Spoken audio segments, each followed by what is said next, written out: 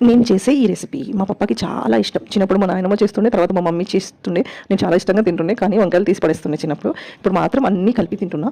ఎందుకంటే పెద్దగైన తర్వాత ప్రతి ఒక్క దాని వాల్యూ తెలుస్తుంది. చలో స్టార్ట్ చేద్దాం దీన్ని చేసే ప్రాసెస్. అస్సలాము అలైకుం వరహమతుల్లాహి వబరకాతుహు. ఈరోజు నేను చేసే రెసిపీ బొమ్మడి చేప, వంకాయ, ఆలుగడ్డ. బొమ్మల మధ్య ఆలు బైగన్ కా సాలన్ అంటాము హైదరాబాదీ లాంగ్వేజ్లో. సో బొమ్మిడి చేప అనేది కరెక్ట్గా చెప్తున్నానో లేదో మీరు నాకు కమెంట్ చేసి చెప్పండి. ఫస్ట్ ఏం లేదండి, బొమ్మిడి చేప తీసుకోవాలి. ఆ చేపని ఆయిల్ తీసుకోవాలి. 7 టేబుల్ స్పూన్ ఆయిల్ తీసుకున్నాను. దాంట్లో ఫ్రై చేసి గోల్డెన్ బ్రౌన్ అయిన తర్వాత తీసి పక్కన పెట్టుకోవాలి. దాని తర్వాత ఆలుగడ్డ తీసుకోవాలి. నేను ఇక్కడ 3 ఆలూస్ తీసుకుంటున్నాను. మీకు కావాలంటే ఆలు ఎక్కువ ఇష్టపడితే కొంచెం ఎక్కువ ఆలు కట్ చేసి దాన్ని ఫ్రై చేసుకుని తీసి పక్కన పెట్టుకోవాలి. Golden brown same.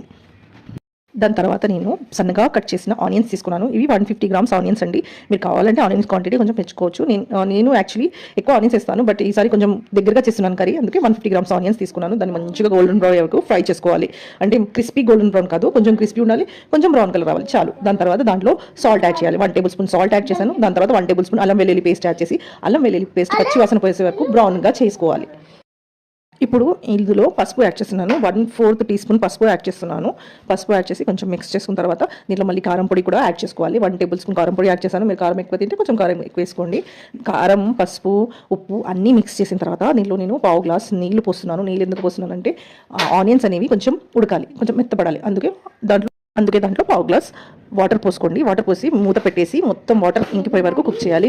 మీకు ఆయిల్ సపరేట్గా కనిపించే వరకు కుక్ చేయాలి. ఆయిల్ సపరేట్ అయిన తర్వాత దాంట్లో వచ్చేసి ఇవి వంకాయలు నేను కట్ చేసి ఉప్పు నీళ్ళలో నానబెట్టి ఉంచాను. ఇవి వచ్చేసి 300 గ్రామ్స్ వంకాయలు అండి. వంకాయలు వేసిన తర్వాత కొంచెం మూత పెట్టేసి 2 మినిట్స్ మగ్గనివ్వాలి. వంకాయలు కంప్లీట్గా కుక్ చేసే అవసరం లేదు, జస్ట్ 2 మినిట్స్ కుక్ చేయాలి.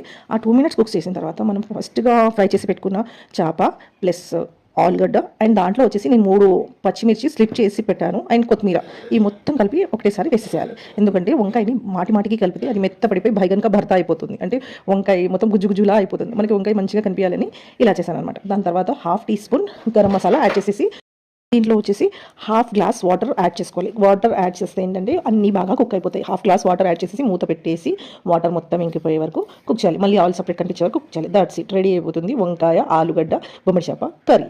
ఇది మీరు తప్పకుండా మీ ఇంట్లో ట్రై చేయండి. చాలా సూపర్గా వస్తుంది. చపాతీతో తినొచ్చు, రైస్తో తినొచ్చు. నాకైతే ఇది చైల్డ్హుడ్ ఫేవరెట్ అండి. మీరు కూడా ట్రై చేసి కమెంట్ చేయండి ఎలా వచ్చిందో మీ ఇంట్లో. నేను ఇక్కడ ఎండు చేప సన్నగా ఉండే బొమ్మడి చేప తీసుకున్నాను. మీరు కొంచెం మందంగా ఉండే చేప తీసుకుంటే కొంచెం చిన్న చిన్న ముక్కలుగా కట్ చేసుకోండి. Jazakallah khair. Thanks for watching. Please subscribe to my YouTube channel.